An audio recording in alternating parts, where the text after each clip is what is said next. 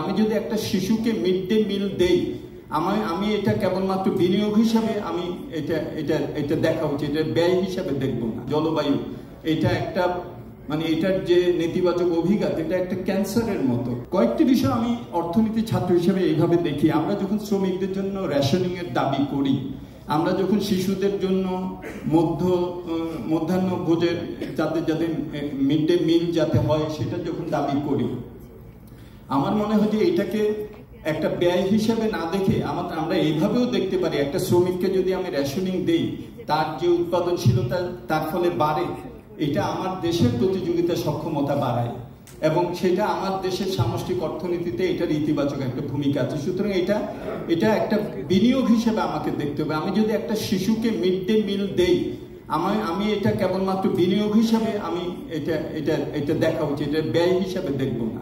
তার কারণ হলো, আমি যদি ওই মিড ডে মিলটা দেই, তাহলে সেই শিশুর যে ধারণ ক্ষমতা, তার যে শিক্ষার মান, তার উপরে এর থেকে বেশি ইতিবাচক ফলাফল আর কোথাও থেকে আসে না। এটা বিভিন্ন গ্লোবাল লিটারেচার থেকে এটা স্পষ্টভাবে আসছে, এই মিড ডে মিলের যে গুরুত্ব। সুতরাং সেইটা যদি হয়, তাহলে কিন্তু আমার শিক্ষার মান এবং স্বাস্থ্য, নিউট্রিশন, এগুলোতেও কিন্তু তার একটা মাল্টিপ্লেয়ার, একটা গুণক অভিঘাত সেখানে পড়ে। সুতরাং সেখানে কেবলমাত্র আমার কত টাকা ব্যয় হবে রেশনিং করতে গেলে, কত টাকা ব্যয় হবে আমার মিড ডে মিল করতে গেলে, সেইভাবে চিন্তা করলে কিন্তু আসলে আমরা খুবই একটা ন্যারো একটা দৃষ্টিভঙ্গি থেকে এসব ব্যয়গুলোকে আমরা দেখছি। সুতরাং সেই বিষয়টা আমাদেরকে কিন্তু মনে রাখতে হবে। স্বল্প, মধ্য এবং কিছু কিছু আছে যে দীর্ঘকালীন যেসব আমাদের সমস্যা, চ্যালেঞ্জ, সেগুলোও কিন্তু আসছে। জলবায়ু এটা একটা এটার যে নেতিবাচক অভিঘাত, এটা একটা ক্যান্সারের মতো। প্রথম বোঝা যায় না, তারপরে যখন নাকি এটা একবারে শার্পলি আসে, তখন ওইটার আর আমাদের কোনো প্রতিকার থাকে না। সুতরাং আমাদেরকে সেগুলো কিন্তু আমাদের খেয়াল রাখতে হবে, কারণ এটার সাথে আমাদের আগামীতে খাদ্য নিরাপত্তা বলি বা অন্যান্য যেসব আমাদের অর্থনৈতিক যে সক্ষমতার কথা বলি, সেটা আসছে। আরেকটা যেটা খুব ইম্পর্টেন্ট, যেটা নাকি এখানে বলা হয়েছে, যে আমরা বাজেটে বরাদ্দ দেই, কিন্তু সেটা থেকে আমাদের এই বরাদ্দের কার্যকারিতা কি হয়, এটা কতটুকু আমরা ব্যয় করতে পারি। এখন কিন্তু আমি যেটা সবসময় বলি, যে বাংলাদেশ এখন দ্বিতীয় প্রজন্মের চ্যালেঞ্জের সামনে আসছে। প্রথম প্রজন্মের অনেক চ্যালেঞ্জ আমরা মোকাবেলা করতে পেরেছি, আর্থসামাজিক বিভিন্ন যেসব সূচক, এটার প্রতিফলন ঘটেছে, অস্বীকার করার কোনো কারণ নেই। কিন্তু এই দ্বিতীয় প্রজন্মের চ্যালেঞ্জ সেটা হলো খালি শিক্ষার বিস্তার না, মানসম্মত শিক্ষা, শুধু স্বাস্থ্য না, মানসম্মত স্বাস্থ্য, শুধু সামাজিক এইসব কার্যক্রম না, সামাজিক সুরক্ষা থেকে আমার সামাজিক একটা সক্ষমতার মধ্যে আমার যেতে হবে, সোশ্যাল সিকিউরিটির মধ্যে আমার যেতে হবে।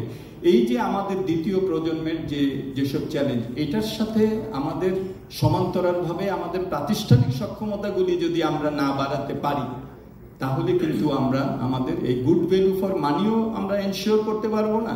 আর আমাদের যে জায়গায় আমরা যেতে চাচ্ছি, 2041-এর রূপকল্প এই সরকারই দিয়েছেন, অর্থনৈতিকভাবে উন্নত, সামাজিকভাবে অন্তর্ভুক্তিমূলক একটা পরিবেশ বান্ধব বাংলাদেশ, সেখানেও আমরা যেতে পারবো না। সুতরাং বাজেট একটা টুল, যেটার মাধ্যমে আমরা ক্রমান্বয়ে সেদিকে যাব, কিন্তু বাজেটের বাইরে যে সক্ষমতা, প্রাতিষ্ঠানিক যে দক্ষতার দরকার, আমরা কিন্তু খুবই দুঃখের বিষয় যে একদিকে আমাদের এই আর্থসামাজিক যে জায়গায় আমরা এসেছি, সেটার সাথে কিন্তু সমান্তরালভাবে আমরা আমাদের প্রতিষ্ঠানগুলোকে শক্তিশালী করতে পারছি না, যার ফলে যে টাকাটা এই ট্যাক্স পেয়াররা দিচ্ছেন, সেই টাকাটার যথাযথ ব্যবহার আমরা করতে পারছি না। সম্পদের সীমাবদ্ধতার কথা আমরা বলি, কিন্তু সেই সীমিত সম্পদের যে সর্বোচ্চ ব্যবহার, সেই ব্যবহারটা নিশ্চিত করতে গেলে আমাদের এই প্রাতিষ্ঠানিক সক্ষমতা লাগবে।